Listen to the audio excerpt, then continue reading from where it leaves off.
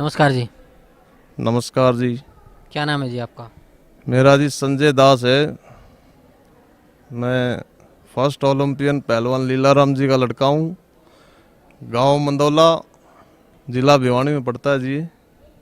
क्या काम करते हैं आप? मैं जी जेल डिपार्टमेंट में सिपाही की पोस्ट पर हूँ, रोहतक जेल पर। संत रामपाल जी महाराज की शरण में कैसे आए? मैं जी जेल डिपार्टमेंट में सिपाही की पोस्ट पर हूँ, रोहतक जेल पर। तो एक 2006 में करोथा कांड हुआ था जी। और उसमें आर्य समाजियों ने और हरियाणा सरकार ने मिलकर संत रामपाल जी के ऊपर झूठे आरोप लगाकर जेल में डाल दिया। और उनके आश्रम को जो सामान था वो सारा उठा ले गए थे और सारी संगत को तंग किया था। झूठा मीडिया में निकलवाया था संत रामपाल जी के खिलाफ। मीडिया सभी न्यूज़पेपरों में हमने भी पढ़ा था जी। और अच्छे से अच्छा व्यक्ति भी अगर उस अखबार को पढ़ ले तो उसके भी मन में ये आएगा भी अगर ऐसा है तो वहाँ संत रामपाल जी को गोली क्यों ना मार दी जाए। तो जेल में आ गए वो। तो जेल के अधिकारियों ने मीटिंग की वहाँ पे। तो वहाँ पे मेरी ड्यूटी लगाई गई। तो जाते ही मैंने संत रामपाल जी को नमस्कार बोला, सच्चाई बोला। तो संत रामपाल जी ने कहा भी आप मेरे को गुरु क्यों कहते हो? मखा जी टीचर को भी गुरु कहते, आप तो संत हो। बोला भाई ऐसे मेरे को गुरु मत कहो, आप हमारा ज्ञान समझो पहले। तो मेरे दिमाग में ये आए भी अगर ऐसे कहते तो एकदम मेरे शरीर के अंदर एकदम सन्नाटा सा आ गया जी। जेल में भी ऐसे कहते हैं तो मखा भाई बहुत महापुरुष व्यक्ति हैं ये तो मैंने कहा जी मैंने तो जो कह दिया ना गुरु, तो मेरे लिए तो आज से आप गुरु हो। तो गुरु जी फिर मैंने कहा माँ गुरु जी मेरा भाई गुरु मत कहा अगर मेरे को। मका जी आपके खिलाफ तो बहुत ज़्यादा अफवाह हैं और आपके तो बहुत अच्छे विचार लगे मेरे को। तो गुरुजी ने कहा भी पहले ज्ञान समझ हमारा। मका जी ऐसा लग रहा है मेरे को तो जैसे आर्य समाज जी या पुलिस डिपार्टमेंट आपको इनकाउंटर ना कर दे, आपको गोली ना मार दे। तो उन्होंने बहुत ठोसता से कहा मेरे को ये परमात्मा का शीश है, अगर ऐसा हो जाता है तो मैं सफल मानूंगा अपने शीश को। परमात्मा के लिए शीश तो बहुत ही सौभाग्य व्यक्ति देता है। तो मेरे आंसू आ गए जी परमात्मा के संत रामपाल जी का विचार सुन के। अभी इतने तगड़े विचार हैं और इस महापुरुष के खिलाफ इतने आरोप लगाए गए हैं, ये इनको परमात्मा उल्टा लटका कर 7 पीढ़ी इनको नरक में डालेगा। फिर संत रामपाल जी बोले भाई आप मेरा पहले ज्ञान समझो। मैंने संत रामपाल जी की 1 महीना सीडी देखी जी।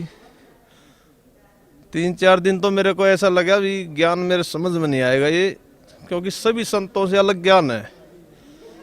लेकिन मैंने गौर से सुना भी पूर्ण संत की पहचान बताई गई पूर्ण परमात्मा की। तो मेरे को रोज रोज मजा आने लग गया जी ज्ञान में। तो मैं गुरुजियों से डेली कहता था जी मेरे को भी नाम दे दो आप। बोला भाई ऐसे नाम नहीं देते हम, आप होक्का पीते हो। तो मैं होक्का का बहुत ज़्यादा आदी था और परिवार वाले भी दुखी थे मेरे से। तो मैं बोला जी आप ही दया करो, अगर आप में शक्ति है तो ये। तो संत रामपाल जी ने नला जी परमात्मा ही करेंगे, हम तो कुत्ते उनके। संत रामपाल जी ने कहा ये बात।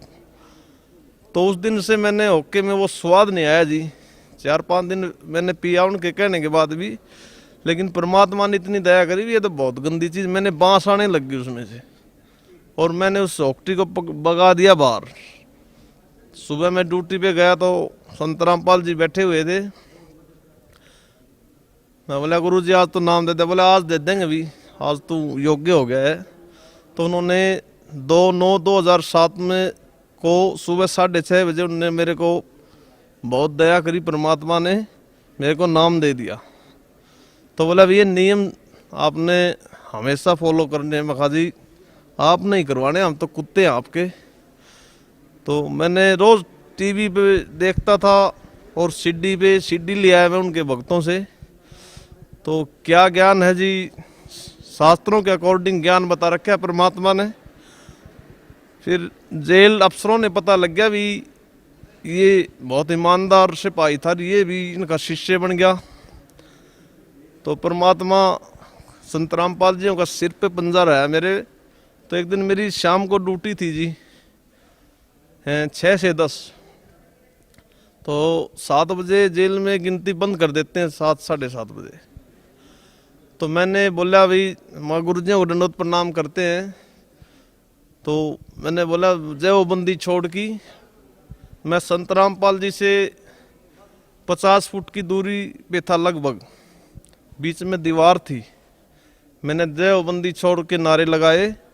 तो वहाँ पर संत रामपाल जी के पास बच्चे रहते थे, बच्चा वार्ड, किशोर वार्ड। उन्होंने भी नारे लगाने शुरू कर दिए। भी एक पुलिस का हवलदार नारे लगा रहा है, तो उन्होंने भी बहुत जोश के साथ नारे लगाए, पूरी जेल में गूंज रहा था। 10 मिनट के बाद जेल के सभी अफसर, सभी कर्मचारी आ गए और उन बच्चों को बहुत ज़्यादा पीटा उन्होंने।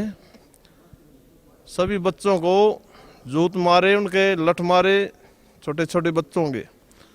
फिर वो मेरे पास आए जी ड्यूटी के ऊपर। मेरे से बोले तूने जेल को खतरे में डाल दिया, तो एक बंदी का शिष्य बन गया है और खुद दारू पी रहे जी, वो सारे बंदियों का खाते हैं, वो हमारे को चोर कहते हैं। बहुत शर्म की बात हमारे को। तो फिर मैंने कहा जी आप आराम से बात करो मेरे से। बोला तेरे को। फिर उस डीएसपी साहब ने एसपी से बात करी फ़ोन पर मेरे आगे ही। तो एसपी साहब ने कहा इसको फौरन बाहर निकाल दो जेल से, जैसे उसके दादा ने बनवाई है ये जेल। एक परमात्मा के लिए हमने और भी देखे हैं, वर्दी के अंदर सभी परमात्मा को ऐसे झुकते हैं, तो एक सिपाही नहीं झुक सकता क्या? तो उन्होंने जेल से मेरी ड्यूटी से निकाल दिया मेरे को। 2-3 दिन के बाद उसने डीजी से बात करी, एसपी साहब ने, भैया ऐसे ऐसे करता है। तो हमारे को तुरंत प्रभाव से बदली कर दी हमारी सोनीपत, और मेरे को 4 सीट दे दी उस बात पर। तो उसमें लिख रखा था भी क्यों ना इसको डिसमिस किया जाए। 2 डीएसपी गवाह थे जी उसके अंदर। तो अम्बाला मेरी पेशी थी। तो वहाँ पर एसपी चौहान जी थे, सुरेंद्र सिंह चौहान जी। मेरा 8वां नंबर था पेशी के अंदर। लेकिन परमात्मा कहते हैं जो सताएगा मेरे हंस को उसका खो दूं वंश। ये परमात्मा की जो वाणी थी मेरे दिल के आत्मा के ऊपर रमी हुई थी।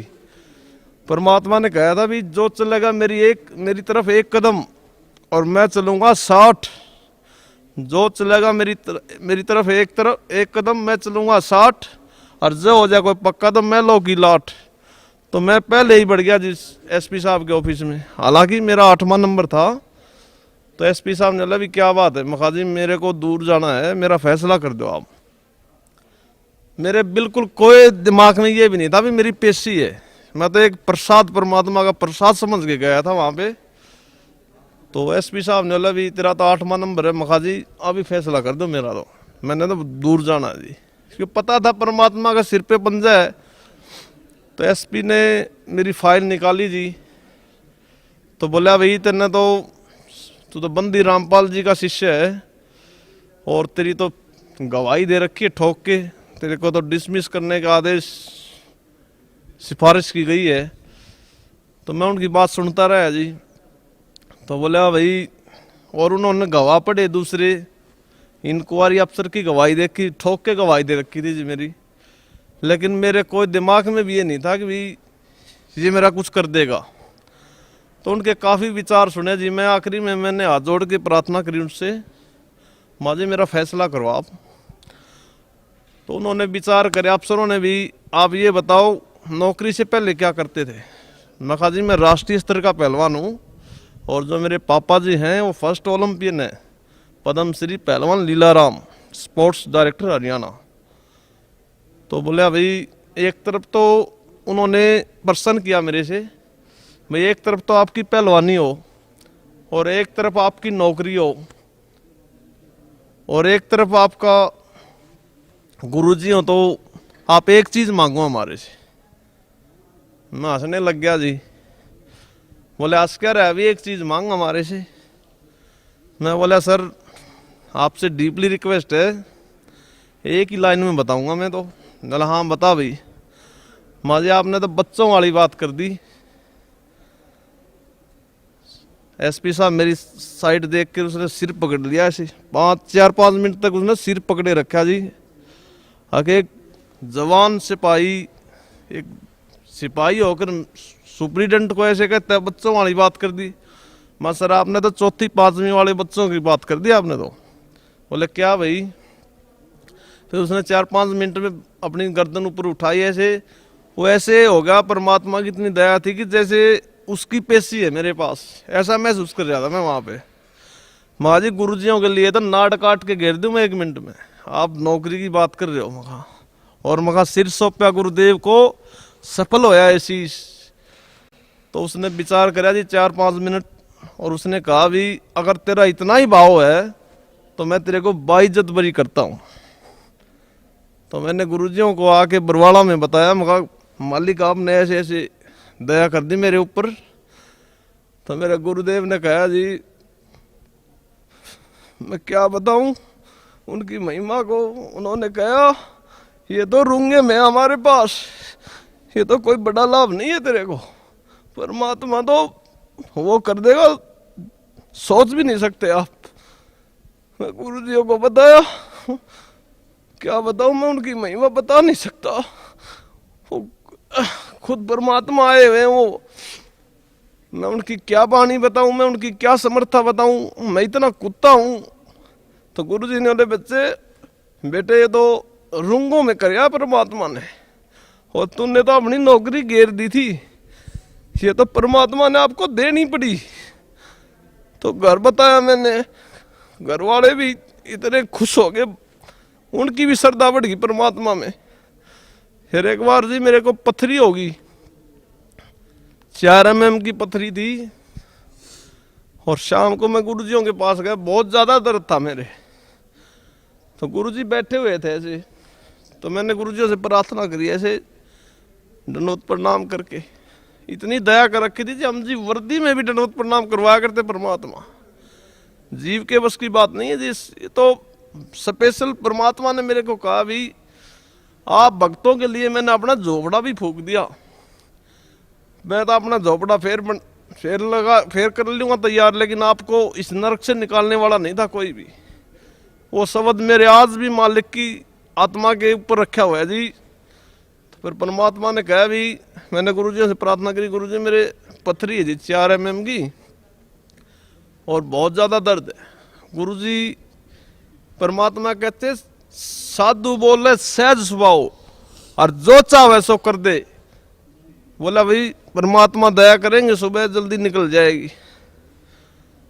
तो मेरी रात को 2 से 6 ड्यूटी थी जी। सुबह मेरे जुलाब लगी, उसके अंदर परमात्मा ने इतनी दया करी, बाहर निकल गई। और मैंने 2 दिन के बाद फिर टेस्ट करवाया मैंने एक्सरा में, बिल्कुल नील रिपोर्ट आई। डॉक्टर ने बोला भाई है नहीं तेरे तो। मखा जी मेरे तो 4.5 mm की है। डॉक्टर ने भी सिर पकड़ लिया जी, बोले तो परमात्मा का खेल है भाई, इंसान के बस की बात नहीं है। तो ऐसे ऐसे चमत्कार परमात्मा ने करते रोंगों में। बताओ जी उनकी क्या महिमा गाए हम परमात्मा की, हमारे पास शब्द नहीं है उनके लिए। और मैं तो ये कहता हूँ पूरे विश्व में सभी भाई बहनों को आज तक ऐसा संत नहीं हुआ है जो ऐसा ज्ञान बताता है। हमारे परमात्मा सभी ऐब छुटवाते हैं। और एक दिन ये मैं हाथ जोड़ के प्रार्थना करता हूँ पूरा विश्व स्वीकार करेगा इस ज्ञान को। मैं सच्चाई बता रहा हूँ आपको। और ये जो संत हैं ये हमारे ज्ञान में एक भी शब्द गलत बता दो हम उनको संत मान लेंगे। ज्ञान है ही नहीं उनके पास, झूठे हैं, सब झूठी दुकान करे हुए हैं, बिजनेस बना रखा है। जो वीआईपी लोग हैं उनको तो आगे बिठाते हैं। और हमारे गुरुजी संत रामपाल जी महाराज जी के यहाँ डीसीबी एसपी सभी लाइन में आते हैं। तो संत कहते हैं भाई सब इक्वल है हमारे यहाँ।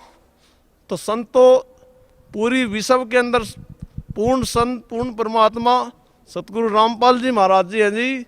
इनका आप सभी से प्रार्थना, इनका ज्ञान सुनो। सीडी पे आज तो बहुत दया कर रखी है परमात्मा ने, और किताबें घर घर में जा रही हैं। SMS करो हमारे फ़ोनों पे, आपको घर बैठे किताब देंगे हमारे गुरुजी।